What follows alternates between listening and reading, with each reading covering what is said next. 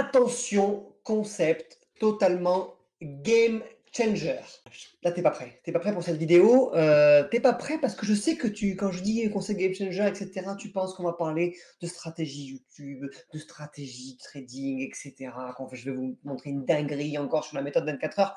Mais non, je ne veux pas te montrer une dinguerie sur la méthode 24 heures. Je vais tout simplement te transmettre les 7 concepts qui m'ont fait complètement changer ma vision du trading. Tu verras, il y en a certains qui sont logiques, d'autres qui sont moins logiques, mais en tout cas, une fois que j'ai compris ces 7 concepts-là, alors ça m'a pris un petit peu de temps, c'est pour ça que si je peux te faire gagner quelques mois, quelques années, eh ben, j'en serai absolument ravi et c'est pour ça que je te fais cette vidéo. Et ben, ce sera déjà une belle mission que j'aurai accomplie. Parce que oui, le trading, c'est pas que de la technique, c'est pas que du fondamental, c'est aussi beaucoup là-dedans.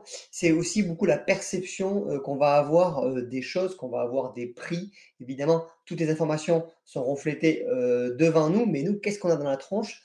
Eh ben, il faut se dire que quand tu débutes, bah, tu te concentres pas forcément là-dessus et ça peut être compliqué parce que voilà, tu as pas les bons mécanismes qui se sont mis en place, tu as pas les bons concepts et ce qui est normal. Voilà, chaque chose, les choses viennent step by step, comme pour tout, mais tu verras que ces 7 concepts-là vont vraiment changer ta vision et en tout cas, nous, la façon dont on trade, la façon dont on va prendre des positions, qu'on va gérer notre trading, on va toujours prendre en compte ces 7 concepts. Allez, c'est parti, je t'ai préparé une série de jolis slides et je t'invite aussi à prendre quelques notes. Ça sera pas mal à mon avis pour la suite. Et en attendant, tu peux déjà t'abonner à la chaîne et péter le pouce bleu parce que tu as vu qu'il y a un certain nombre de vidéos. J'essaie de t'en partager un maximum pour pouvoir évidemment te faire avancer et te faire gagner du temps. Allez, c'est parti. Partage d'écran. Hop, ok.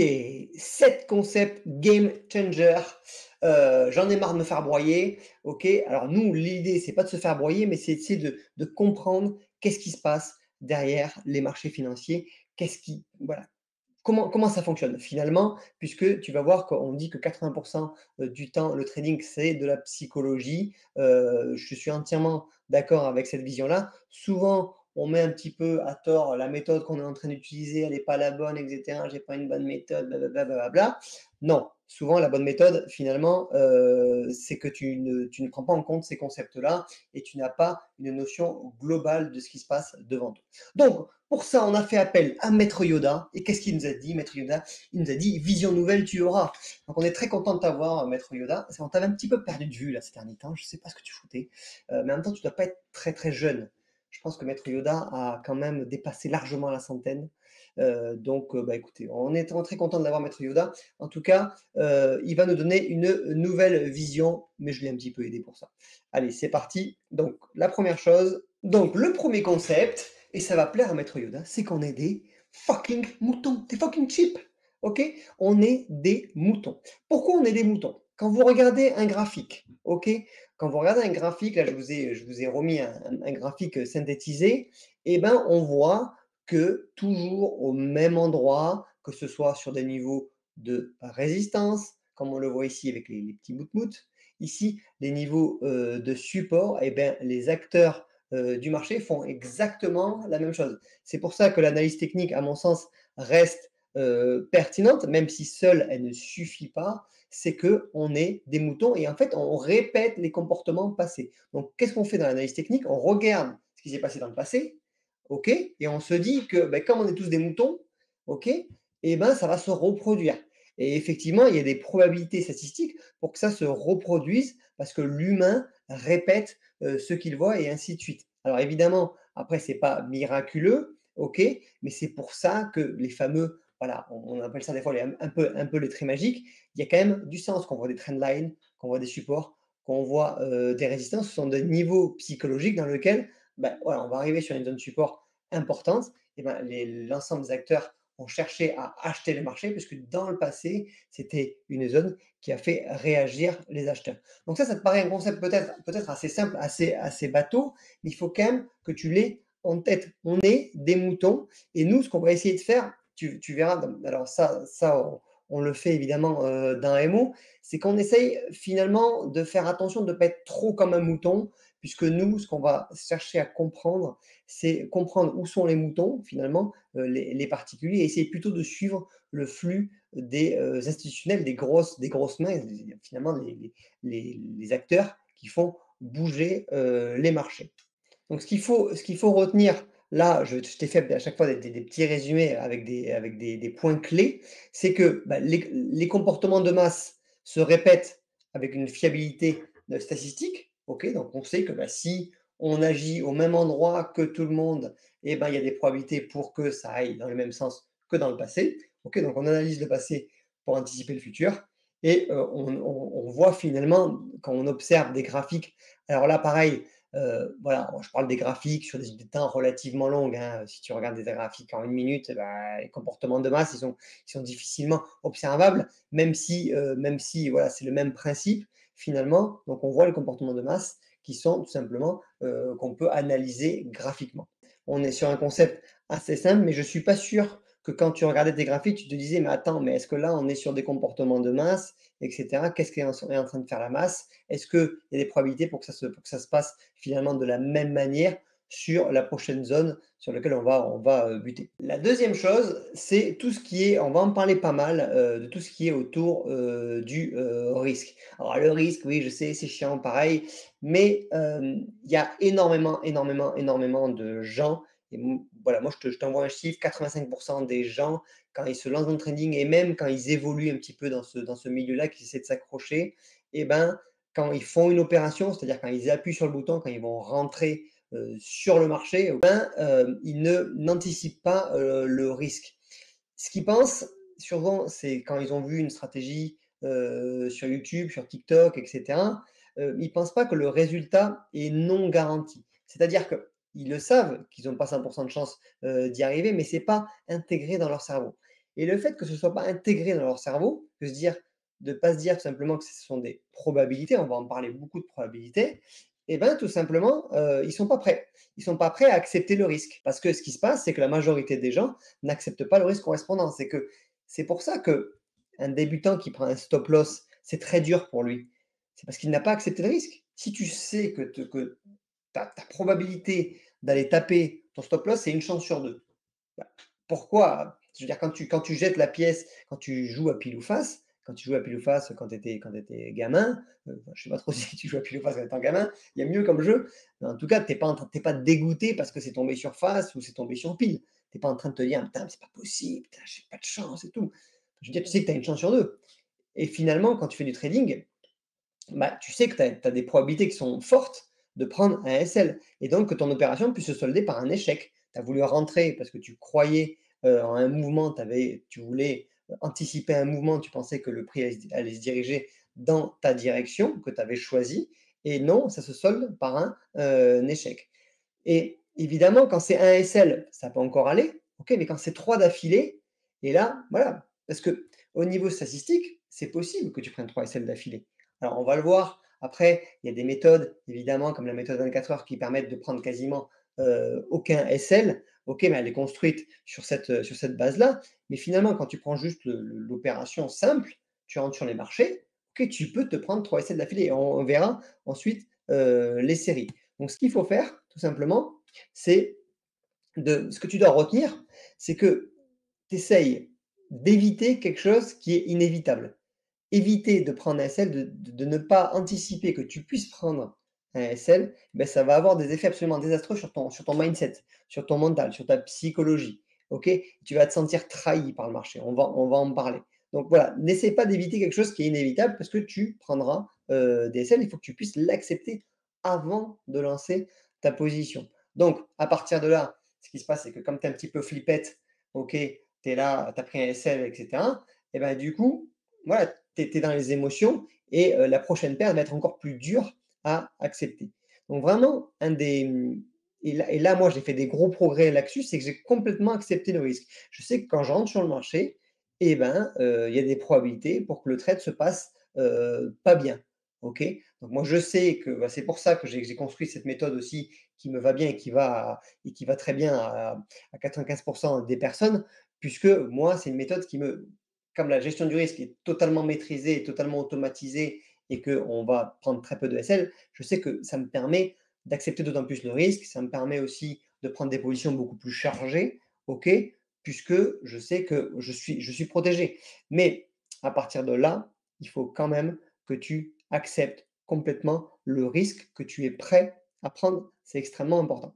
Bon allez, imaginons, on va aller encore un petit peu plus loin, d'accord? Tu fais une super analyse. Pire que super analyse, tu te bases sur un coach, sur quelqu'un que tu suis, un mentor, un canal Telegram, un tout ce que tu veux, un signe de trading, et cetera. Tu te bases là-dessus, OK? Tu dis: «Le mec, il a 10 ans d'expérience, il t'envoie un plan, il t'envoie un trade». OK, tu te dis: «Mais attends, le gars ne peut pas se planter» et en plus, voilà, si tu ne fais pas ça, eh bah, tu as même regardé tes indicateurs, tout est OK, tout est au vert et cetera. Le contexte est cool, le news, tous les Bollinger, les super trends et cetera. Tu as empilé tes indicateurs sur ton graphique qui te qui te disent que là, c'est pas possible, tu vois? Là, c'est pas possible et en plus, j'ai vu un mec, qui a envoyé, la même position.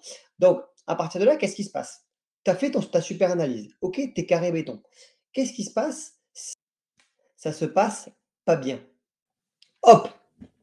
Malheur à toi, SL en 15 minutes, c'est plié. Boum, la grosse rouge. Tu voulais acheter, bam!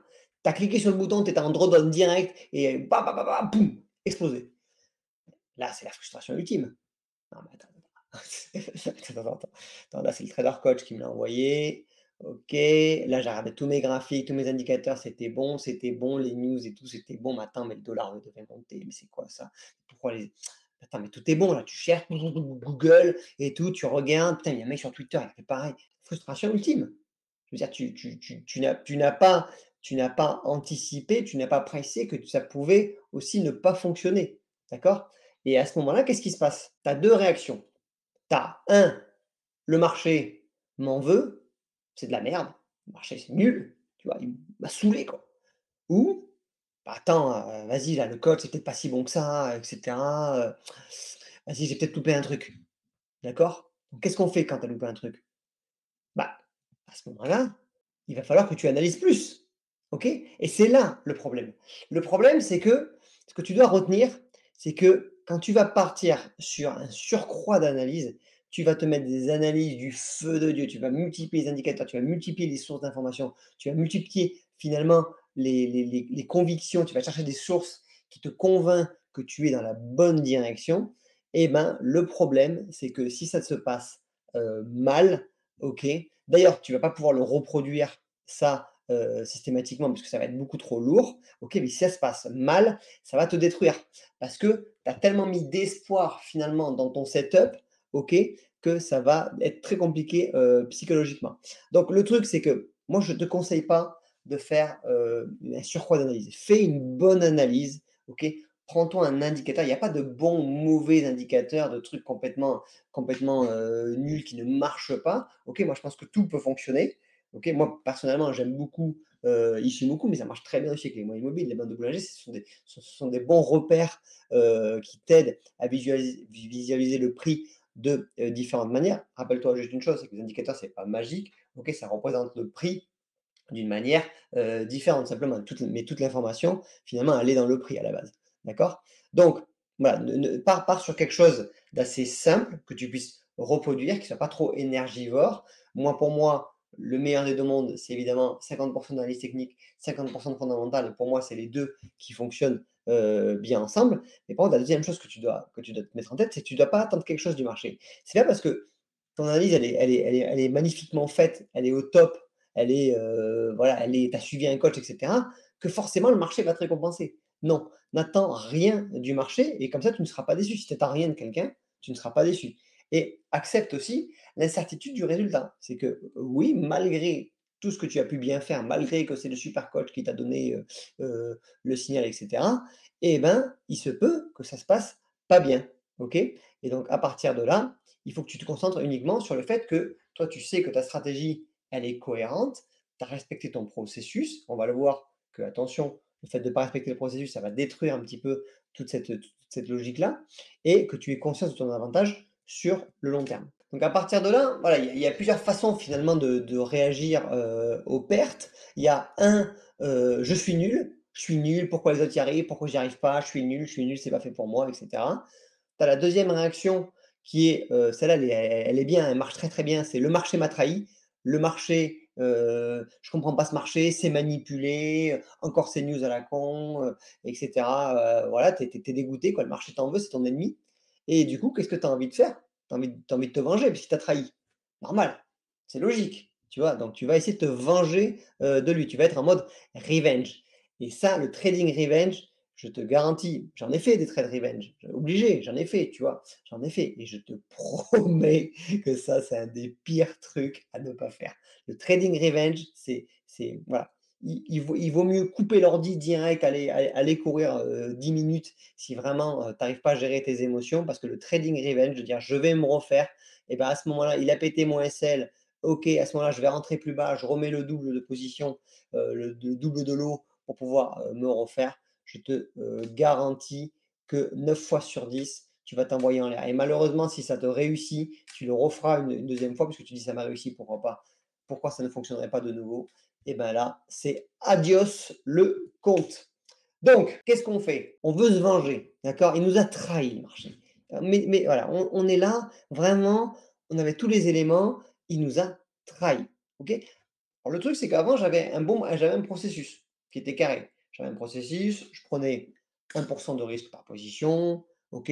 Je rentrais uniquement sur une unité de temps H4, d'accord, OK, et j'avais, un stop loss qui était sur le dernier plus haut, dernier plus bas. Voilà, quelque chose de très simple, d'accord? Ça, c'est ton processus et après ce qui se passe, c'est que quand tu es en mode revenge, en fait, ton processus, tu vas plus le respecter. Ton processus, à la fin, qu'est-ce que tu fais? Tu rentres en market exécution, d'accord? Tu respectes pas ton l'unité de temps, bah, tu es plus en H4. Mais pourquoi être en H4? Tu vas rentrer beaucoup plus tôt, tu vas te mettre en M1, d'accord? Tu vas te mettre ton graphique en M1, d'accord? Tu vas mettre le double de risque, tu vas prendre 2-3, d'accord? Et allez, tu vas quand même je t'ai accordé que tu mettais encore un stop loss, d'accord? Mais tu vas te mettre un stop loss peut-être ultra serré, d'accord? Pour essayer de te refaire le plus rapidement possible. Tu te dis: «Si ça part à l'impulsion, je vais couvrir, 3 fois ma perte». Malheureusement, ça se passe pas comme prévu, OK? Et c'est là que tu commences à cramer ton compte. Parce que j'imagine bien que quand tu te prends une double perte comme ça et sur la deuxième fois quand tu as pas respecté ton processus, aïe, aïe, aïe, aïe, aïe, aïe, le mental, OK? Et si je te le dis, c'est que je l'ai fait. Je l'ai fait et je suis content de l'avoir fait parce que je le fais plus, tu vois? Je l'ai fait. Alors ça fait longtemps que je le fais plus, mais ça des fois, j'ai envie de dire: «Mais je t'encourage à le faire». Si tu regardes cette vidéo que tu l'as fait et que tu es encore en train de le faire, c'est bien. Parce qu'à un moment donné, la douleur va être tellement forte que tu vas arrêter, d'accord? Mais tu as compris pourquoi, j'espère, dans ce cheminement, pourquoi tu es en train d'essayer de te venger sur le marché. Donc, le petit conseil que j'ai à te donner, c'est que le marché ne t'en veut pas personnellement. Il s'en fout de ta gueule. Il s'en fout complètement de ta gueule. Il sait même pas que tu existes. OK? Donc le marché ne t'en veut, pas et le fait que tu dises que tu aies ce sentiment de: «Je ne suis pas responsable, c'est le marché qui, a fait ci, c'est la news qui a fait ça, c'est Jérôme Powell qui a parlé que machin truc». Non, ça veut dire que si tu ne te sens pas responsable de ton setup, de ton trading, ça veut dire que le marché est ton ennemi et là, c'est mort, c'est fini. Je veux dire, il t'a grignoté le cerveau, tu ne pourras plus, devenir un bon trader. Donc vraiment, fais attention, à ça. Ce qu'il faut aussi que tu te rappelles, c'est que, bah, le but du marché, c'est quoi? Lui, c'est prendre tes liquidités. Lui, il se nourrit de liquidités, en fait, OK? Mais sauf que lui, il veut prendre tes liquidités, mais par contre, toi, tu as un paquet d'opportunités pour lui en prendre aussi. OK? Et après, tu sais très bien que le marché, c'est un jeu à somme, nulle. OK? Donc voilà, je veux dire, il baisse aussi sa garde des fois et des fois tu peux lui en prendre et le but évidemment, c'est de lui en prendre plus que tu vas lui en donner. Mais tu vas forcément, lui en donner, de temps en temps. Alors maintenant, on va parler, d'un autre concept, c'est les composantes. Alors, il se compose de quoi le marché? Il se compose, on vient d'en parler, il se compose de l'acheteur et du vendeur. Alors, des acheteurs et des vendeurs, OK? Donc il y a des acheteurs et des vendeurs qui sont en position sur le marché. OK? Et là, vous avez vu qu'il y a une troisième petite case ici. C'est quoi cette troisième petite case? Bah, tout simplement, tu vas voir que les forces, potentielles. Les forces potentielles qui ne sont pas encore, dans le marché et ça change tout. Est-ce que tu en étais conscient de ça? Voilà, dis-moi, le marché, c'est des acheteurs et des vendeurs qui sont investis qui ont leurs positions qui sont en cours. OK, donc toi, quand tu es, en position, que tu sois un vendeur ou un acheteur, tu es dans le marché, OK. Mais par contre, tout le moment où attends, je vais te passer à la slide suivante. Tout le moment où tu n'es pas investi, c'est-à-dire normalement, ça doit être 90 du temps, tu représentes une force potentielle, OK? Donc les forces potentielles sont prêts à rentrer à tout moment pour bouleverser l'équilibre du prix. On voit très bien ici que, ben, voilà, là, tu es sur 2 zones, OK, je vais tracer rapidement des zones. Tu es sur un équilibre entre les acheteurs et les vendeurs et là, ce qui se passe, c'est que les mecs là au téléphone, bah, lui, il est super chaud lui. Lui, il a très envie d'acheter, d'accord? Et donc tous ses collègues, ils sont derrière: «Ouais, vas-y, achète, achète!» OK? Et du coup, ils rentrent sur le marché comme des malades. D'accord? Attends, pour remettre la vidéo, ils rentrent sur le marché comme des malades. D'accord? Et qu'est-ce qui se passe? Eh ben, le prix explose à la hausse.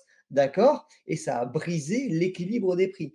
Donc, il y a un truc que tu ne sais pas et qu'on ne sait pas, c'est ben, les forces potentielles qui sont à l'extérieur du marché. OK? Voilà, même toi, quand tu es à l'extérieur du marché, ben, les gens ne savent pas. Alors, même si tu n'as pas forcément un gros capital, donc ça ne va pas avoir une grande incidence, mais les forces potentielles, quand on parle de forces potentielles, on parle aussi des grosses mains. OK, que quand ils rentrent sur le marché, ça fait bam, ils envoient des milliards. Et du coup, c'est là qu'on a des gros pumps ou des gros downs.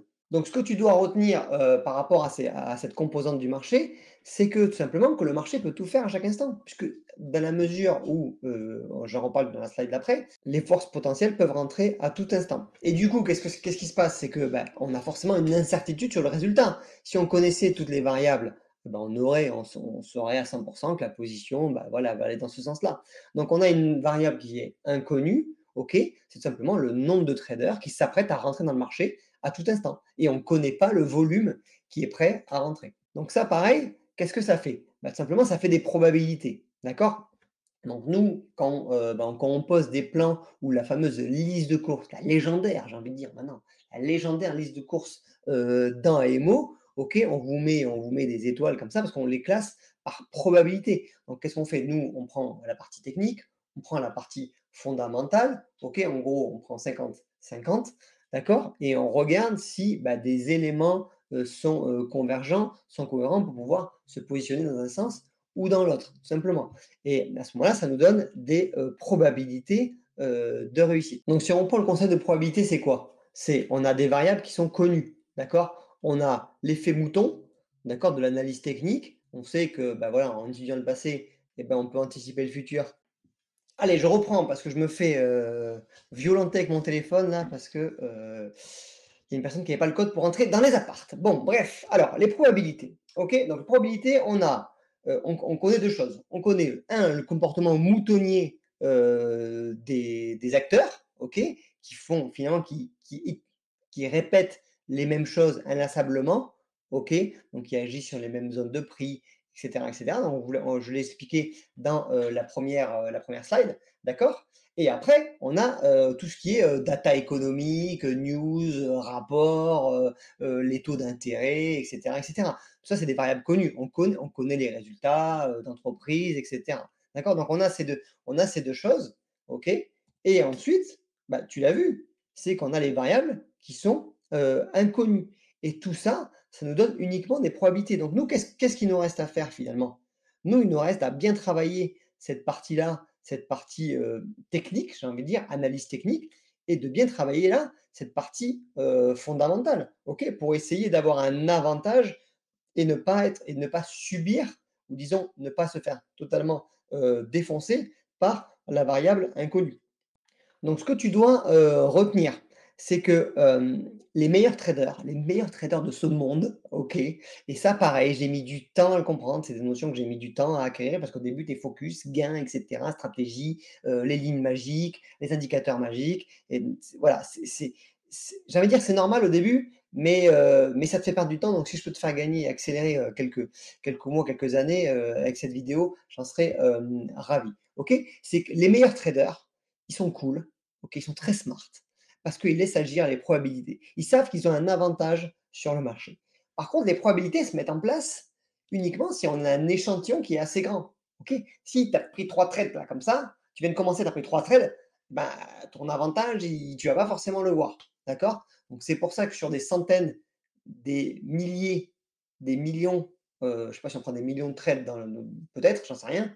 Sûrement les traders, professionnels, qui tradent pendant 40 ans sur les salles de marché ont pris des millions de trades, OK? Et ben, à ce moment-là, leur avantage se met en place et tu vas le voir juste après avec le schéma. Et ce qu'il faut que tu saches aussi, quelque chose d'un truc, l'un des plus importants et moi qui m'a fait aussi complètement, changer ma psychologie, c'est que la distribution des gains et des pertes à court terme, OK, sur un petit échantillon, finalement, elle est totalement aléatoire. Parce que tu as cette variable inconnue, d'accord? Tu sais que ton avantage, on va le voir, regarde, je te montre sur la prochaine slide, d'accord? Plus c'est long, plus c'est bon, d'accord?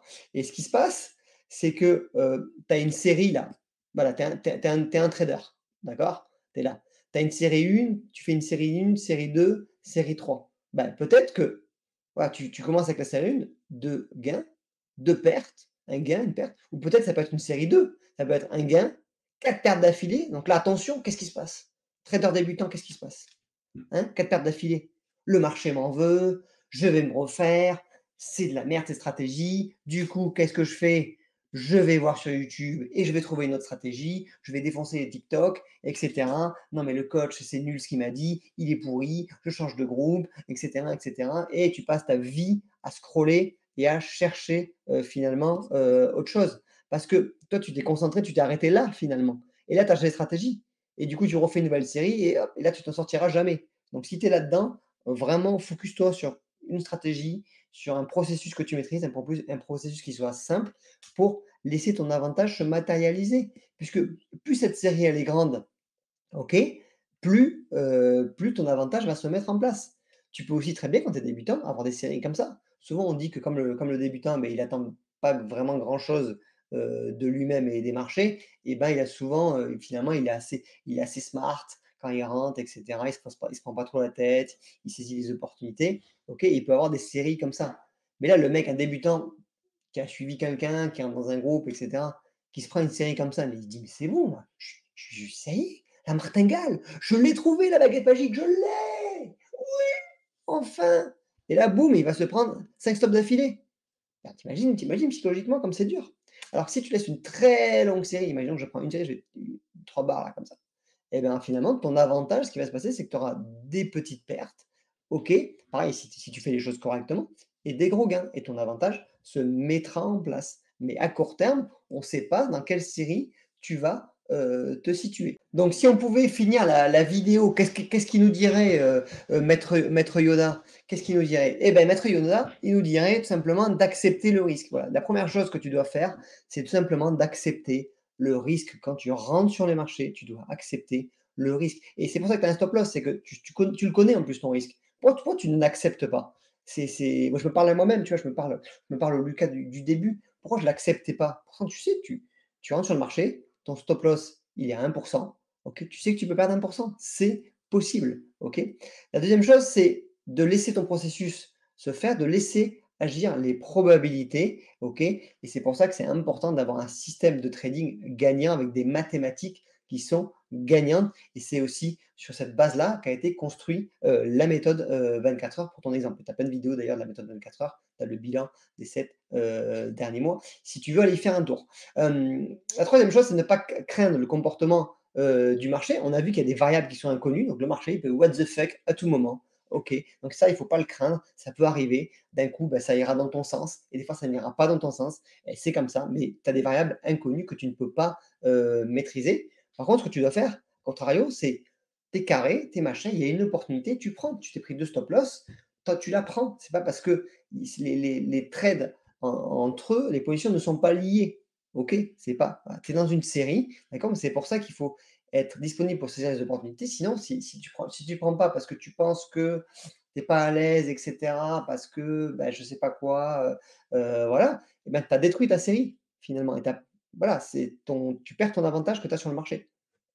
Et le fait aussi de respecter, le processus, bah, ça permet tout simplement de faire marcher des statistiques et des mathématiques qui sont, gagnantes. Et les 2 points, je les ai déjà abordés, c'est de ne pas contrôler les variables, du marché parce qu'elles sont tout simplement incontrôlables. Les seuls trucs que tu maîtrises, c'est l'analyse technique que tu peux faire, de faire ça correctement. La deuxième chose, c'est de comprendre, un petit peu le fondamental, pourquoi les marchés bougent, parce qu'ils ne bougent pas à cause des traits magiques, ils bougent parce que derrière, il y a des data, des statistiques économiques et les marchés, les acteurs anticipent, ils sont toujours en train de pricer les news, de pricer ce qui va se passer dans le futur. OK, ils veulent se positionner en amont et quand ça leur donne tort, évidemment, c'est là que tu as des mouvements qui sont importants. Et dernière chose, c'est ne rien attendre finalement du marché. Et moi, pour te dire ce que j'essaye de faire de plus en plus mentalement, c'est d'être totalement neutre sur un SL. Ça, j'y arrive maintenant bien, parce que je sais que ma méthode a un avantage aussi sur le long terme. Tu le verras regarde la vidéo des 7 mois. J'ai vraiment un vrai avantage sur le marché, un edge finalement avec la méthode 24 heures, mais aussi c'est en termes de TP. J'essaye aussi de ne pas être euphorique, de pas rien d'être neutre. Finalement, c'est normal que je fasse des TP. Tu vois? C'est logique finalement puisque j'ai un avantage donc j'ai des TP et c'est comme ça. Et si tu arrives vraiment à garder ce côté tête froide, bah, tu verras que ton trading va vraiment s'améliorer. Donc voilà, j'espère que cette vidéo va t'aider. Alors tu on n'a pas parlé de stratégie magique, mais vraiment c'est des points clés, des concepts, appelle-les comme tu veux, qui sont importants à maîtriser et en tout cas moi qui m'ont fait énormément évoluer et je sais que c'est pareil pour les coachs avec qui je travaille dans Emo, on se base tous sur ces concepts-là. On pourra même en rajouter quelques-uns, mais ça fera peut-être l'objet d'une deuxième vidéo. Si tu as kiffé cette vidéo, lâche un like, ok, si ça t'aide. Et pour nous rejoindre, tu sais où ça se passe, tu as tous les liens juste en dessous. Et on parle aussi de ces concepts clés dans le guide de trading pour les nuls. Voilà, donc ça c'est moi qui l'ai fait, c'est pas Maître Yoda. Si tu veux le télécharger, tu peux aussi y jeter un œil. Je te dis à la prochaine, c'était Lucas Mikado, à plus, ciao.